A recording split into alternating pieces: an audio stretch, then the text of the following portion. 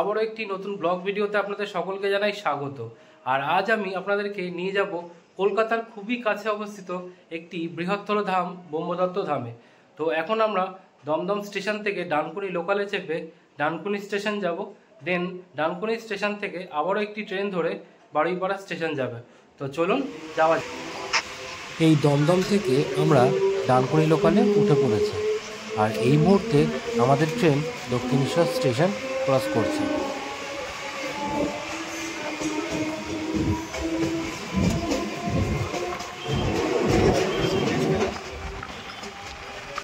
এই আমাদের train Dakshineswar station ছেড়ে দিয়েছে, আর ট্রেন ছাড়তেই ট্রেন থেকেই আমরা দর্শন পেয়ে গেলাম মা ভবতারিণীর।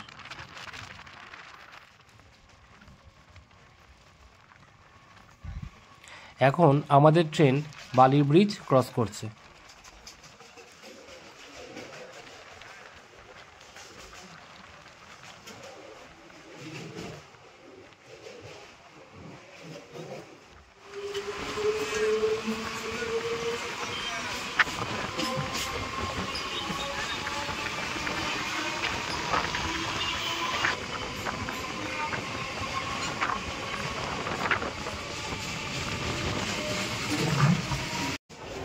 এই পৌঁছে গেলাম আমরা ডানকুনি স্টেশনে।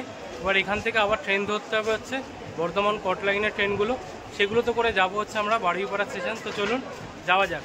এই হচ্ছে দেখুন ডানকুনি স্টেশন।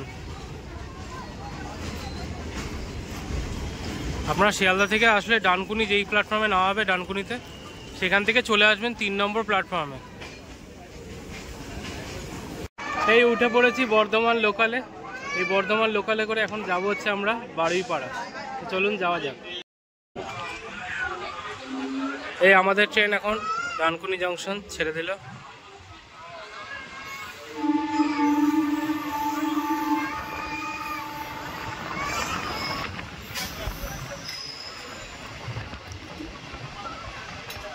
এই এখন আমাদের ট্রেন গোবরা স্টেশনে ঢুকলো। এই গোবরা স্টেশনের পরেই হচ্ছে জনাই রোড, তারপরেই বেগমপুর, তারপরেই হচ্ছে বারুইপাড়া। এই যে দেখুন গোবরা স্টেশন।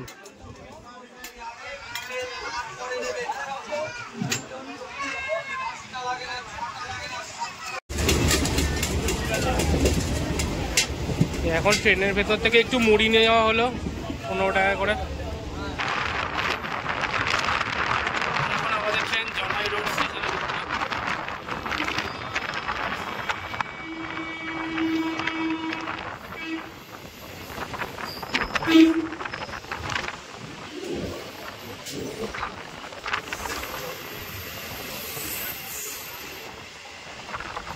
এখন আমাদের ট্রেন বেগমপুর স্টেশনে ঢুকলো। এই হচ্ছে দেখুন বেগমপুর স্টেশন।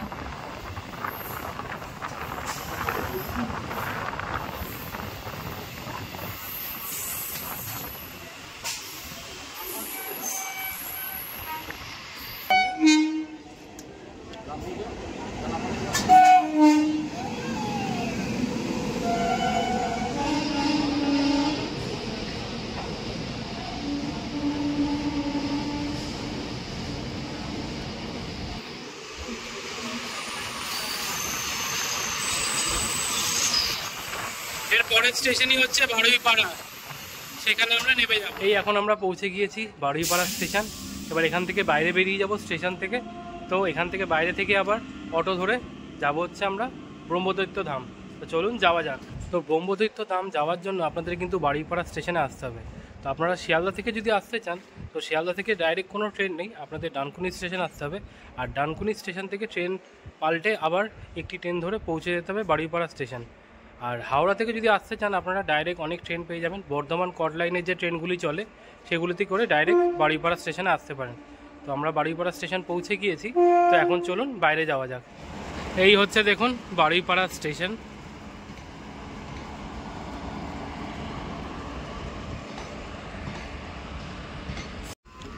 আপনাদের যেই প্ল্যাটফর্মেই নামাক না কেন আপনারা একের এ প্ল্যাটফর্ম দিয়ে বাইরে বেরিয়ে যাবেন। এই যে দেখুন জায়গাটা, এখান থেকে বেরাতে হবে। চলুন যাওয়া যাক। এই যে দেখুন বাড়িপাড়া টিকিট কাউন্টার, আর এই টিকিট কাউন্টারের পাশে এই যে রাস্তাটি যাচ্ছে, এই রাস্তায় সামনেই অটো আছে, এখান থেকে অটো করে যেতে হবে আমাদের ব্রহ্মদৈত্য ধাম। তো চলুন সামনে যাওয়া যাক। এই উঠে পড়েছি অটোতে, যাচ্ছি হচ্ছে ব্রহ্মদৈত্য ধাম। একদম স্টেশনের বাইরে থেকে আপনারা অটো পেয়ে যাবেন, 15 টাকা করে ভাড়া নিচ্ছে মাত্র। তো চলুন যাওয়া যাক। এই যে দেখুন আমরা পৌঁছে গেলাম ব্রহ্মদৈত্য ধামে। তো চলুন যাওয়া যাক। দূরেই দেখা যাচ্ছে ব্রহ্মদৈত্য ধাম। এই অটো করে নেমে পড়লাম ব্রহ্মদৈত্য ধামে। 15 টাকা ভাড়া নিল, এই 10 মিনিট মতো সময় লাগলো। তো চলুন এসে গেছি। অটো যেখানে নামিয়ে দেবে সেখান থেকে মোটামুটি 2-3 মিনিটের হাঁটা পথ। এই যে দেখুন এরকম রাস্তা ধরে দূরে দেখাই যাচ্ছে ওই যে, আর এইরকম সুন্দর প্রাকৃতিক পরিবেশ, সবুজে ঘেরা গ্রাম্য পরিবেশের মধ্যে দিয়ে। তো চলুন একদম চলেই এসেছি আমরা ব্রহ্মদৈত্য ধাম মন্দিরের কাছে। এই যে দেখুন আমরা চলে এসেছি হচ্ছে ব্রহ্মদৈত্য ধামে। আপনারা যদি ওই স্টেশন থেকে একবারে অটো রিজার্ভ করে আসেন তো আপনাদেরকে এই মন্দিরের সামনেই একদম নামিয়ে দেবেন, তো আপনারা চলে যেতে পারবেন ইজিলি। আর গাড়ি নিয়েও যদি আপনারা আসেন কলকাতা থেকে, এখানে কিন্তু গাড়ি পার্ক করে রাখতে পারবেন, খুব সুন্দর জায়গা। আর এই পাশে দেখুন কত খাবারের দোকান, আপনারা এখান থেকে চাইলে কিছু টুকটাক খাওয়া দাওয়াও করতে পারেন। তো চলুন এখন মন্দিরের ভেতরে যাওয়া যাক। দেখুন কি বিশাল জায়গা জুড়ে এই ব্রহ্মদৈত্য ধাম।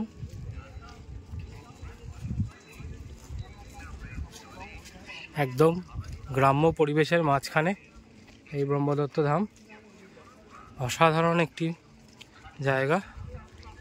আপনারাও আসুন ঘুরে দেখে যান। তো চলুন ভেতরের দিকে যাওয়া যাক।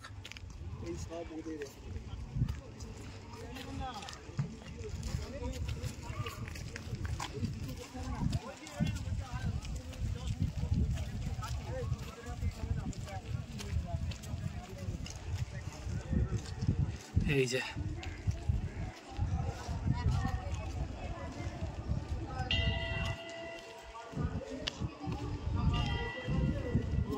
আর এই মন্দিরের বাইরেই দেখুন পুজোর সামগ্রী পাওয়া যাচ্ছে, আপনারা এখান থেকে পুজোর ডালা কিনে পুজো দিতে পারেন।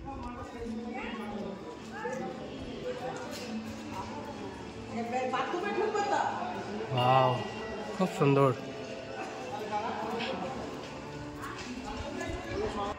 দেখুন কি বিশাল জায়গা জুড়ে এই ব্রহ্মদৈত্য ধাম, অপূর্ব সুন্দর ভেতরের পরিবেশ। মেন গেট থেকে ঢুকেই দেখুন দুই পাশে দুটো বাতি স্তম্ভ, আর এই হচ্ছে মূল মন্দির। মন্দিরের দুই পাশে দুটো ছোট ছোট মন্দির রয়েছে, এটা হচ্ছে কপিল মুনির মন্দির। চলুন সামনে যাওয়া যাক।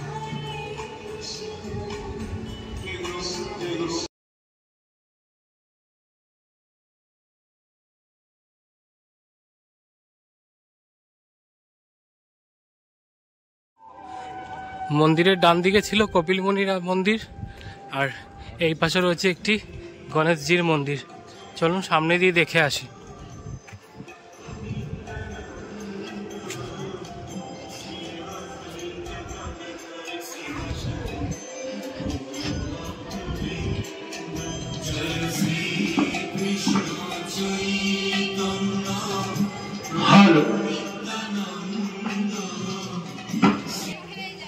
চলুন এবার মেন মন্দিরে প্রবেশ করা যাক।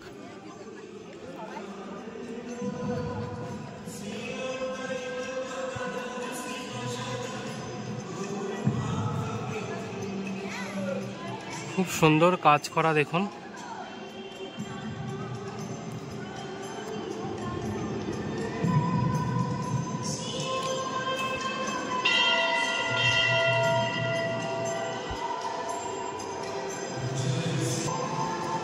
এই যে দেখুন নাটমঞ্চ,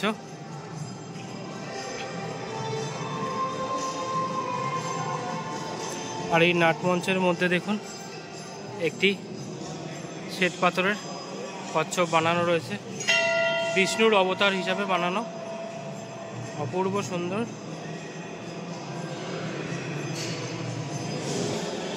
আর একদম সামনেই দেখা যাচ্ছে মূর্তি, দেখুন অপূর্ব সুন্দর পরিবেশ ভেতরের।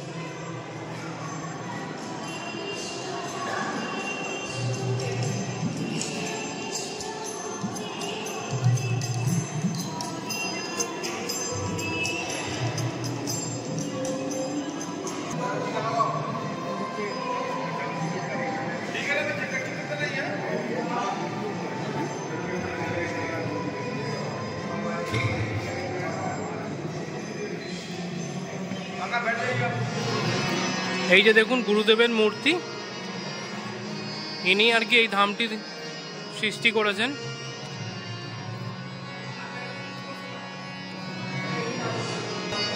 এই যে ওনার দেখুন প্রথম ধাম করেছিলেন শিবদত্ত ধাম মধ্যপ্রদেশে,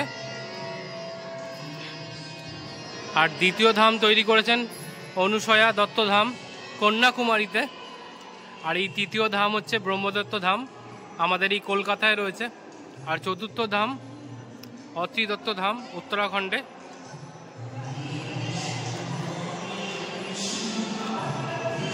এইখানে দেখুন লেখা রয়েছে মন্দিরের পূজা আরতি ও ভোগ বিতরণের সময়সূচি। সকাল 8টায় আরতি ও সন্ধ্যায় 7টায় আরতি। পুজো দেওয়ার জন্য সকাল 8টা থেকে রাত্রি 8টা পর্যন্ত যে কোনো সময় পুজো দিতে পারেন। আর সকাল 9টায় আরতি, দুপুর 1:30 আরতি, দুপুর 2টায় ভোগ বিতরণ, যেটি আপনারা ফ্রিতেই পেয়ে যাবেন।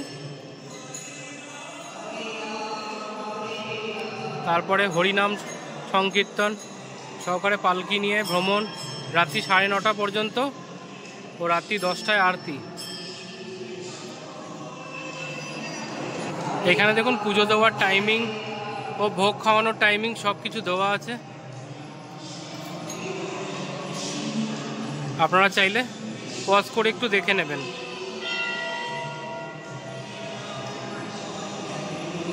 মন্দিরের চারপাশের পরিবেশটা একবার দেখুন, অপূর্ব সুন্দর, বিশাল মন্দির। আর মন্দিরের বাইরে এরকম একটি চাতাল মতো রয়েছে, মানে মন্দিরের পাশেই। এখানটা আপনারা হাঁটতে পারেন, বাইরে বসে আপনারা ফটো তুলতে পারেন, খুব সুন্দর পরিবেশ। এই পাশে আরেকটি দেখুন গেট তৈরি হচ্ছে, এটি এখনো কাজ সম্পূর্ণ হয়নি, আস্তে আস্তে কাজ হচ্ছে।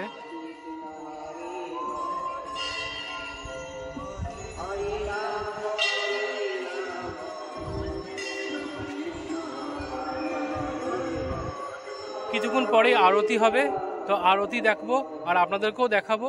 তারপরে এখানে কিন্তু ফ্রিতেই ভোগ নিবেদন করে, তো ভোগও আমরা খাবো, আপনাদেরকেও দেখাবো কি ভোগ দিচ্ছে এখানে। আর বৃহস্পতিবার করে আসলে কিন্তু প্রত্যেক বৃহস্পতিবার আপনারা কিন্তু এখানে ফ্রিতে ভোগ খেতে পারবেন। তো আপনারা চাইলে বৃহস্পতিবার করেই আসার চেষ্টা করবেন, অন্য দিনে আসলে হয়তো ভোগটা পাবেন না, এমনি মন্দির দর্শন করতে পারবেন খুব সুন্দরভাবে। বৃহস্পতিবারটা দেখলাম খুব ভিড় হয়, বাকি দিনগুলো বলছে লোক খুব একটা হয় না, কিন্তু বৃহস্পতিবার করে খুব লোক হয়। খুব সুন্দর জায়গা, আপনারা আসুন, ঘুরে দেখুন। অনেকেই হয়তো ঘুরে দেখেছেন, এখনও যারা আসেননি তারা এই জায়গাটি এসে ঘুরে দেখুন, খুব সুন্দর একটি জায়গা। তো মন্দিরের আরতি শুরু হোক, তারপরে ভেতরে গিয়ে আপনাদেরকে আরতিটাও দেখাবো। চলুন আপনাদেরকে একটু বাইরের চারপাশটা একবার একটু ঘুরিয়ে দেখাই। দেখুন এই গেটের পাশ দিয়ে ভেতরে এরকম জায়গা করা রয়েছে।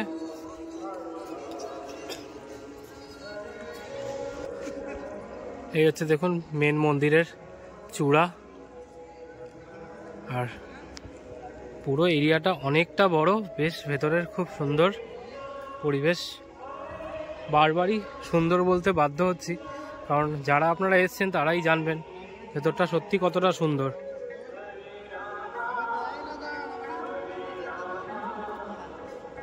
ব্যাপক লাগছে জায়গাটা। এই পাশের এই জায়গাটি দেখুন কি সুন্দর লাগছে, এদিকে পুরো সারি সারি থাম, আর এই পাশটাও মন্দিরের জানলাগুলো, মানে এই রাস্তাটা বেশ খুব সুন্দর লাগছে।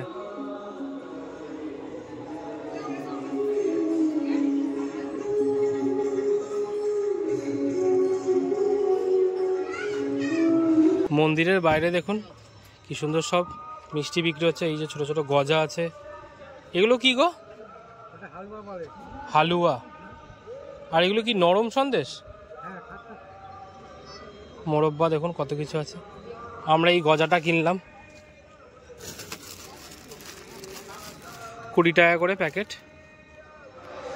মন্দিরের পেছনে দেখুন কি সুন্দর গাঁদা ফুলের একটি বাগান মতো রয়েছে, প্রচুর গাঁদা ফুল ফুটে রয়েছে, দারুণ লাগছে দেখতে।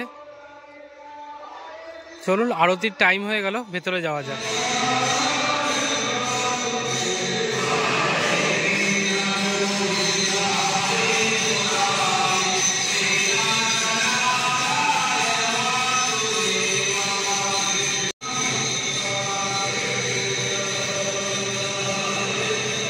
এই যে দেখুন মেন মন্দির, তার নিচেই রয়েছে এই ভেতরে একটি শিবের মূর্তি।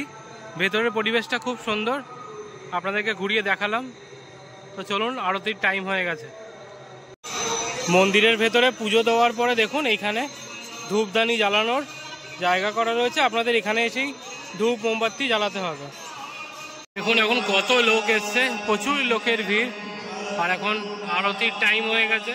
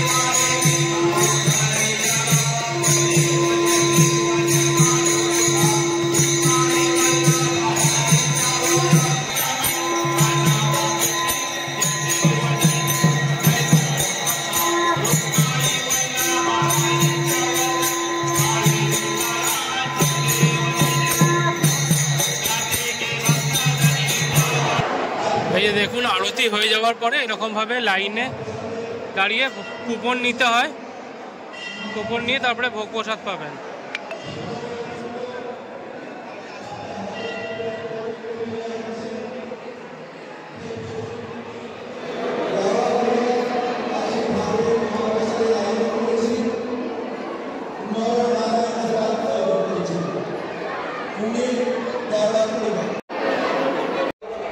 এই আরতি দেখে কুপন নিয়ে নিয়েছি, এবার এখান থেকে ভোগ সংগ্রহ করব। চলুন, এখানেও লাইনে দাঁড়াতে হবে, লাইনে দাঁড়িয়ে তারপরে ভোগ নিতে হবে। তো চলুন যাওয়া যাক। এই যে জায়গাগুলো দেখতে পাচ্ছেন, এখানেই কুপন কালেক্ট করে নেওয়ার পরে এখানেই বসিয়ে ভোগের ব্যবস্থা করা হবে। চলুন ভেতরে যাই। প্রচুর লোক দেখুন খেতে বসেছে ভোগ গ্রহণ করতে।